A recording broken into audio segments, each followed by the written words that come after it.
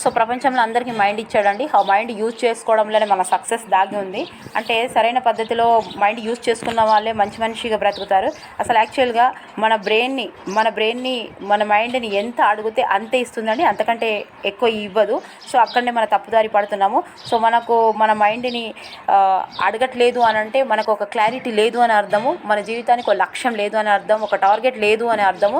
So ఏం చేయాలి అనే అవగాహన లేదు కాబట్టి మన మైండ్ని ఏం చేయాలో అని అడగము కాబట్టి అది మనకి ఏం చెప్పదు కాబట్టి మనం ఎక్కడ వేసిన గొంగడి అక్కడే అన్నట్టు అక్కడే కూర్చొని ఉంటాము.